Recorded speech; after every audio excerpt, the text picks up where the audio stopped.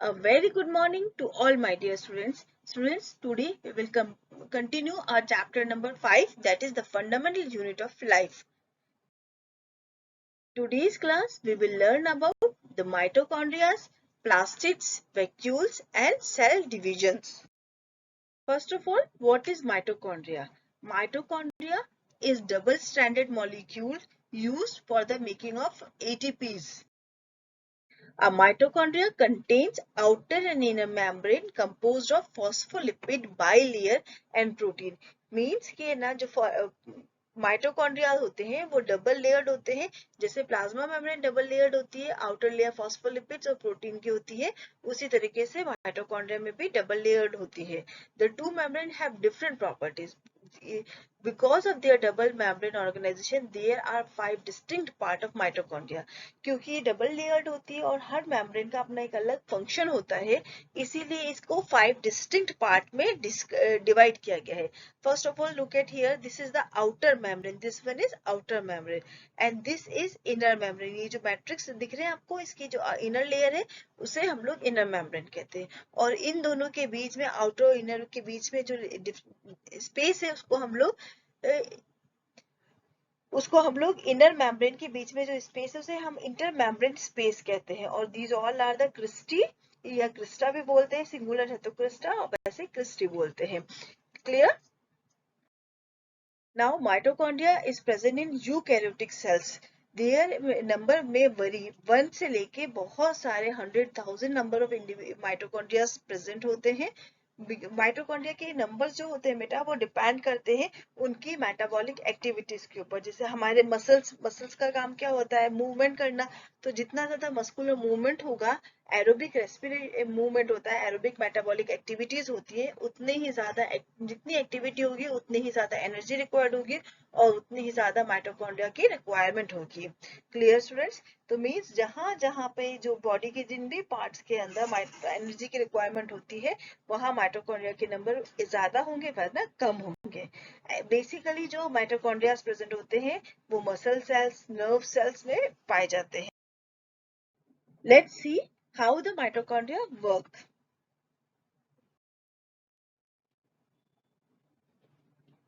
It is a structure in the cell that generates ATP, which is converted into This energy. is the internal structure of Think a of the cell. mitochondria as the charging station of your cell phone. Mitochondria.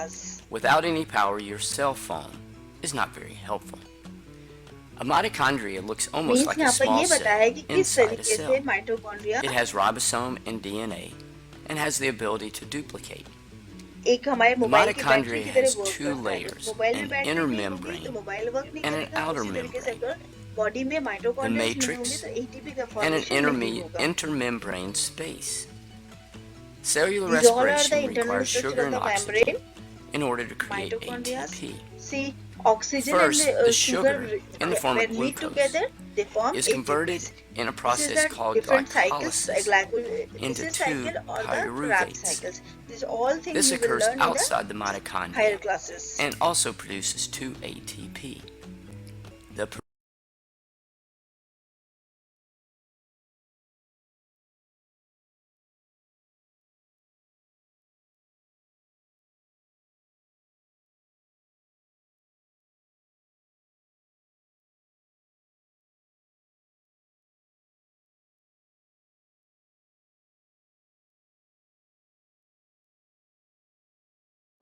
Now let's start the new topic, plastids. Look at the figure. This is the structure of the plastids. Plastids is also of double membrane. This is because the color of this plastid is green. That's why we call it chloroplast. This is inner membrane. This is outer membrane. Stroma, 4th number देखिए यहाँ पे, these are the stromas. और 5th number जो है ये जो इस तरह से स्ट्रक्चर नजर आ रहे हैं, this is called the thylakoid. Plastids double membrane structure होती है. जैसे माइटोकॉन्ड्रिया है न्यूक्लियस है, वैसे प्लास्टिड्स भी डबल मेम्ब्रेन स्ट्रक्चर्स होती हैं. बेसिकली प्लास्टिड्स प्लांट सेल्स में पाई जाती हैं और इनके खुद के डीएनए और राइबोसोम्स होते हैं. ठीक है, तो डीएनए और राइबोसोम्स होने का मतलब ये है कि ये अपना जो भी डुप्लीकेशंस का काम होता है, रेप्लिकेशन का काम होता है, ये इजीली कर लेते हैं और प्रोटीन भी इनको इजीली मिल जाता है. एनफोल्डिंग मेम्ब्रेन इज कॉल्ड थाइलाकोइड्स। मीन्स आप ये देख रहे हैं ये जो एनफोल्ड हो रहे हैं मीन्स घुमावदार जो चीजें हैं वो थाइलाकोइड्स कहलाती हैं। And matrix is called stroma, seed for enzymatic reactions. आप यहाँ पर देखिए ये जो इनर स्ट्रक्चर्स दिख रहे हैं this is called the stroma. यहाँ पर एंजाइम्स प्रेजेंट होते हैं जो एंजाइमेटिक रिएक्शंस करते हैं जिसकी वजह से प्लांट्स अपना फूड प्रिपेयर कर पाते हैं अगर वो क्लोरोप्लास्ट है तो। बेसिकली टू टाइप्स के होते हैं, क्रोमोप्लास्ट एंड ल्यूकोप्लास्ट। क्रोमोप्लास्ट अगर ग्रीन कलर का है तो वो क्लोरोप्लास्ट कहलाएगा और अगर कलरफुल है तो वो क्रोमोप्लास्ट कहलाएंगे। क्लियर? और ल्यूकोप्लास्ट बेसिकली व्हाइट या कलरलेस प्लास्टिड्स होते हैं और इनका बेसिक फंक्शन जो होता है वो ऑयल, प्रोटीन और फैट्स को स्टोर करने का होता है। These are all are the structures of different types of proteins. This is the chloroplast because it is of green color. ये अलग कलर का प्लास्टिड्स है। यहाँ पर स्टार्च ग्लोब्यूल्स दे रखे हैं। मीन्स यहाँ पर प्लास्टिड्स का बेसिक फंक्शन क्या हो गया, ऑब्जेक्ट्स को, सब्सटेंसेस को स्टोर करने का। तो यहाँ स्टार्च को स्टोर कर रखा है। Clear? Now structure of the chloroplast. अगर ग्रीन कलर प्रेजेंट है चाहे वो लीफ में हो या प्लांट के किसी भी पार्ट में हो तो अंडरस्टूड है कि वहां पे जो प्लास्टिड प्रेजेंट है वो क्लोरोप्लास्ट की है। इसकी दो मेम्ब्रेन होगी, याद रखिए, इनर और आउटर मेम्ब्रेन। स्ट्रोमा होंगे, ग्रेना होगा और थाइलाकोइड्स होंगे। ठीक है, चार चीजें प्रेजेंट होंगी, inner outer membrane, stroma, grana और थाइलाकोइड्स। फंक्शन कंसंट्रेशन ग्रेडियंट होते हैं। मीन्स कि जो भी कॉन्सेंट्रेटेड पार्टिकल्स होते हैं उनके लिए ये हेल्पफुल होते हैं। पिगमेंट्स फॉर फोटोसिंथेसिस, क्योंकि यहाँ पर क्लोरोफिल प्रेजेंट है इसलिए ये फोटोसिंथेसिस में बहुत ज्यादा यूजफुल होता है। और सबसे इंपॉर्टेंट थिंग कि क्लोरोप्लास्ट का काम होता है शुगर का फॉर्मेशन करना, स्टार्च का फॉर्मेशन करना, बेसिकली प्लांट के फूड का formation. Now see the functions. Chromoplast जो होते हैं वो फ्रूट्स, फ्लावर्स, रूट्स और दूसरे लीव्स में पाए जाते हैं। ऐसी लीव्स जो पक गई है, जो एजिंग हो गई है, जो गिरने वाली है, सूखने वाली है, उनमें क्रोमोप्लास्ट आ जाता है। This always associated with massive increase in the accumulation of carotenoid. Means chromoplast में कलर कहाँ से आता है, ये कैरोटीनॉइड पिगमेंट की वजह से। और क्लोरोप्लास्ट में कहाँ से आता है, क्लोरोफिल पिगमेंट की वजह से। The conversion of chloroplast to chromoplast in ripening is a classic example. याद रखिए कि कलर्स इंटरचेंज होते हैं। क्लोरोप्लास्ट अगर क्रोमोप्लास्ट में कलर चेंज हो सकता है। ठीक है। Now there are different types of plastids. First is etioplast. Etioplast का मतलब होता है इस तरीके के स्ट्रक्चर्स होते हैं। ये क्रिस्टलाइन प्रोलेम्युलर बॉडीज होते हैं जो क्लोरोफिल को पुश करने का या क्लोरोफिल को वर्क करने में हेल्पफुल होते हैं। Then chromoplast pigment synthesis and storage का काम करते हैं। कलर्ड है इसलिए क्रोमोप्लास्ट है। क्लोरोप्लास्ट ग्रीन है इसलिए बेसिकली फोटोसिंथेसिस और लिपिड सिंथेसिस का काम करता है। Leucoplast synthesis of fatty acids, कि फैटी एसिड्स का सिंथेसाइज कौन करता है, leucoplast. Amyloplast storage of starch and sugar. Elaioplast storage of lipids and oil. And प्रोटीनोप्लास्ट इस साइट ऑफ एंजाइम्स या प्रोटीन एक्शन में ये help.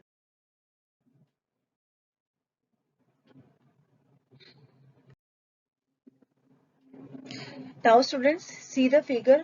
This is the vacuole. Plants में ये जो इस तरीके की, क्योंकि ग्रीन की बात करें, प्लांट्स की बात करें तो ये वैक्यूल्स भी प्रेजेंट होते हैं। अब हम लोग जो नया टॉपिक पढ़े वो वैक्यूल्स का है।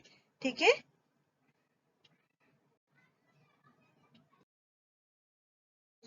वैक्यूल्स प्लांट में ये scattered through out the cytoplasmic membrane. Means vacuoles जो होते हैं साइटोप्लाज्मिक मेम्ब्रेन में बिखरे हुए होते हैं। इनका बेसिक फंक्शन जो होता है अनडाइजेस्टेड मटेरियल जो सेल्स के अंदर प्रेजेंट है उसको स्टोर कर लो और उसको प्लांट बॉडी से रिमूव करने के। वैक्यूल्स दो टाइप के होते हैं, कॉन्ट्रेक्टाइल वैक्यूल्स और कॉन्ट्रेक्टाइल वैक्यूल्स होते हैं। और एक प्लांट्स के अंदर जो वैक्यूल्स पाए जाते हैं वो जो कॉन्ट्रेक्टाइल वैक्यूल्स होते हैं उनका काम होता है जो एक्सेस वाटर होता है उसको पंप आउट करने का। यहाँ पर देखो ये पैरामीशियम का फिगर दे रखा है। यहाँ पे ये जो स्ट्रक्चर्स दे रखे हैं ये वाले देखो, ये कॉन्ट्रेक्टाइल वैक्यूल्स है। एक्सेस वाटर अगर प्लांट सेल्स में प्रेजेंट है तो उसको पुश करके बाहर निकालते हैं। प्लांट्स के अंदर ये देखिए प्लांट्स का सेल यहाँ पर कितने बड़े बड़े वैक्यूल्स दे रखे हैं। ये बेसिकली एनिमल्स के वैक्यूल्स है। ये लार्ज साइज के होते हैं, सेंटर में पाए जाते हैं और इनका बेसिक काम क्या होता है, जो जो भी केमिकल्स होते हैं प्लांट की ग्रोथ में उसको स्टोर करते हैं।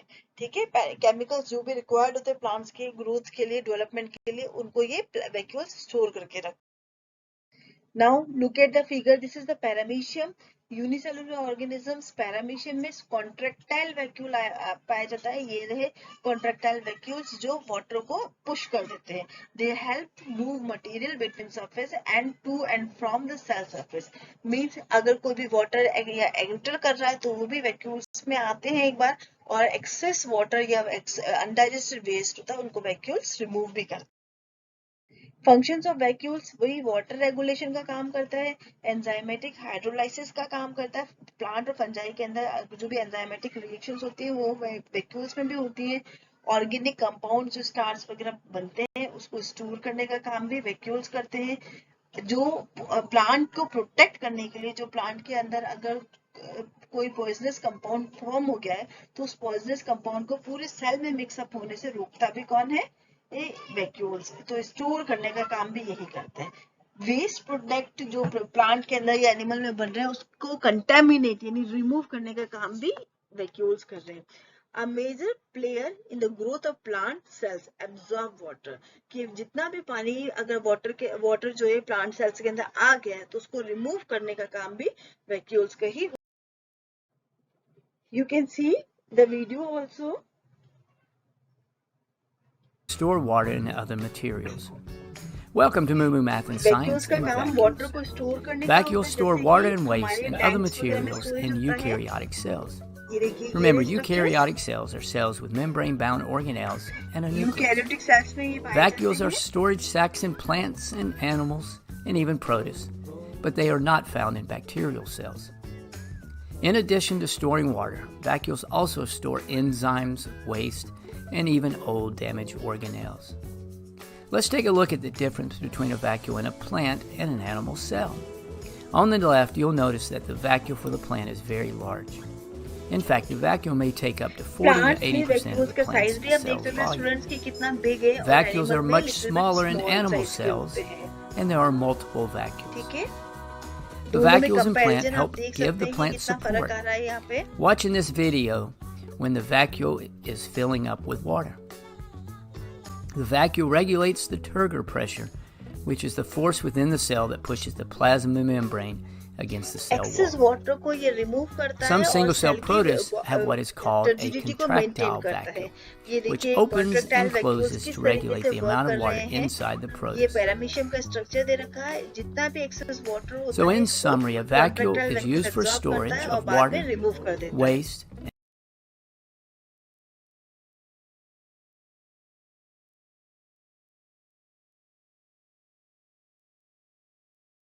Now let's start the new topic, that is the cell division. बेटा सेल डिवीजन आप हम सब की बॉडी के लिए, चाहे प्लांट हो, एनिमल हो, यूनिसेलुलर हो, प्रोकैरियोटिक हो, यूकैरियोटिक, सब में बहुत ज्यादा रिक्वायर्ड है, क्योंकि हर एक की लाइफ स्पान होता है, सबकी लाइफ जीवन काल होता है, टाइम पीरियड होता है, उसके बाद सबको एक ही डेथ होती है। तो ये इसी तरीके से सेल्स की भी डेथ होती है। तो अगर सेल्स में ग्रोथ और डेवलपमेंट नहीं होगा तो पुराने सेल्स खत्म हो जाएंगे, तो नए सेल्स का फॉर्मेशन कैसे होगा? तो सेल डिवीजन वहां पे हेल्पफुल होता है। आप देख सकते हैं कि एक सेल से किस तरीके से दो सेल्स का फॉर्मेशन हो रहा है। तो ये टॉपिक अभी हम लोग, ठीक है।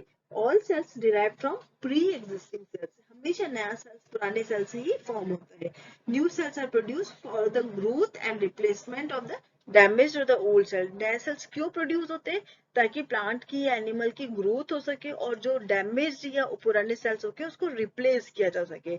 Differs in prokaryotes, bacteria and eukaryotes, protist. मतलब डिफरेंस हो सकता है कि सेल डिवीजन किस तरह से हो रहा है, लेकिन होते दोनों में ही।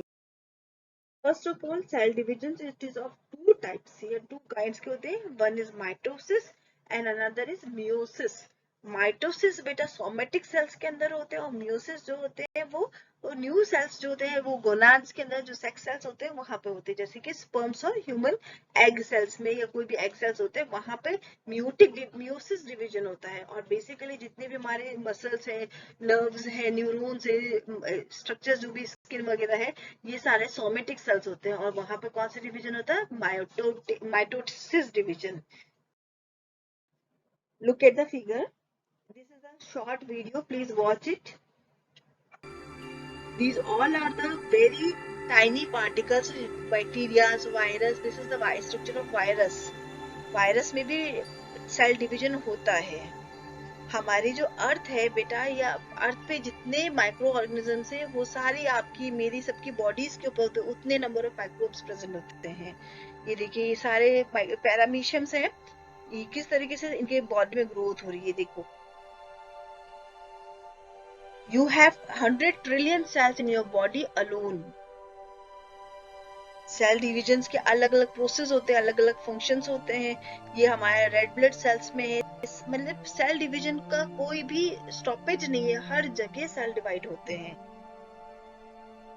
Sales come in all shape and size. उनका कोई मतलब शेप और साइज डिपेंड करता है उनके फंक्शन के अकॉर्डिंग. देखिए किस तरीके से सेल्स का डिवीजन स्टार्ट हो रहा है. ठीक है, ये दो न्यूक्लियस है, ये दो न्यूक्लियस डिवाइड हुए इस तरीके से. They perform thousands of different functions in the lifetime form of Earth.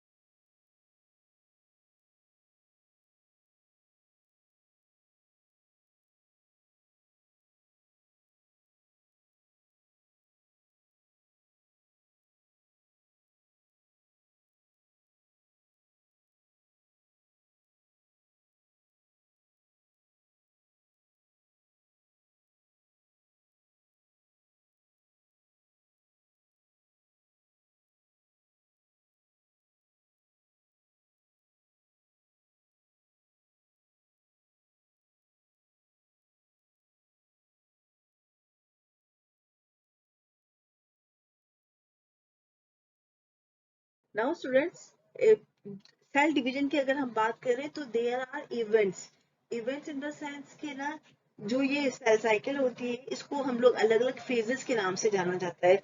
सबसे पहले जो आता है फेज होता है वो होता है G1 फेज, जिसको हम लोग सेल ग्रोथ कहते हैं। एक बार सेल की ग्रोथ हो जाती है, मतलब प्रॉपर शेप और साइज जब सेल एक्वायर कर लेता है तो वो G1 फेज में आ जाता है। ठीक है, G1 फेज के बाद क्या होता है, फिर वो S फेज में आता है जहां पर डीएनए का रेप्लिकेशन होता है। मतलब हर सेल्स के अंदर आपको पता है न्यूक्लियस होता है, न्यूक्लियस के अंदर क्रोमोसोम्स होता है, क्रोमोसोम्स के अंदर डीएनए होते हैं। तो पहले सेल्स ग्रो करते हैं, फिर एस फेज में जाते हैं जहां पर डीएनए रेप्लिकेट करता है, अपने आप को तैयार कर लेता है और डबल होने की प्रिपरेशन।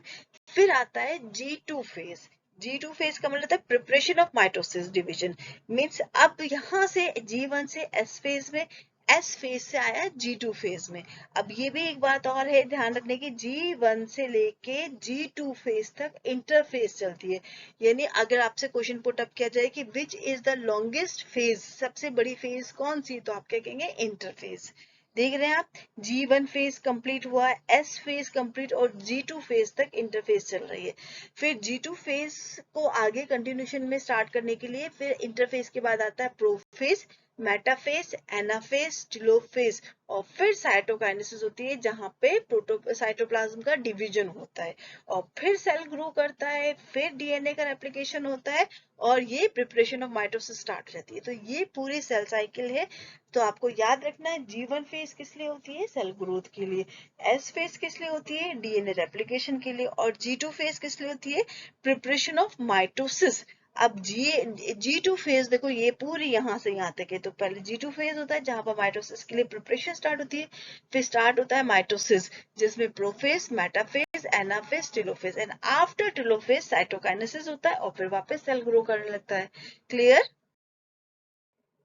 4 माइटोसिस की स्टेज आपको पता चल गई है। पहली इंटरफेज होती है जो लॉन्गेस्ट होती है, उसके बाद जो आती है वो माइटोटिक स्टेज कहलाती है, जिसमें प्रोफेज हो रहा है। ये देखिए किस तरीके से क्रोमोसोम्स में जो डीएनए है वो रेप्लिकेट हो रहे हैं।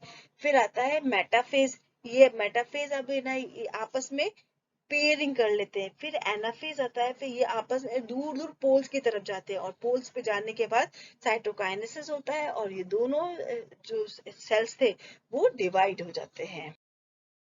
म्यूसिस जो होता है बेटा, the form of cell division by which gametes with half number of chromosomes are produced. देखो हम सब की बॉडी में, ह्यूमन बॉडी में जो नंबर ऑफ क्रोमोसोम्स होते हैं वो 46 होते हैं, लेकिन जो गैमेट्स होते हैं उनकी उस जगह पे कितने होते हैं, 44 होते हैं। यानी कि डिप्लॉइड्स होते हैं, म्यूसिस डिवीजन में डिप्लॉइड से हैप्लॉइड में कन्वर्जन हो जाता है, यानी 2n का n कन्वर्ट हो जाता है। जो नंबर ऑफ क्रोमोसोम्स होते हैं वो डबल होते हैं 23 तो वहां पर डिप्लॉइड के हैप्लॉइड में कन्वर्ट होते हैं। म्यूसिस जो होती है वो जनरल सेक्सुअल रिप्रोडक्शन होता है जिसमें 2 डिविजन होते हैं, एक म्यूसिस फर्स्ट होता है और म्यूसिस 2। बेटा ये पूरा टॉपिक जो है ये आप हायर क्लासेस में बहुत डिटेल में मैं नहीं जा रही हूँ। आई होप अभी तक हमने जो भी पढ़ा वो आपको समझ में आया होगा। स्टिल अगर आपको कहीं पर भी किसी भी टॉपिक पे डाउट है तो प्लीज पूछ लीजिएगा।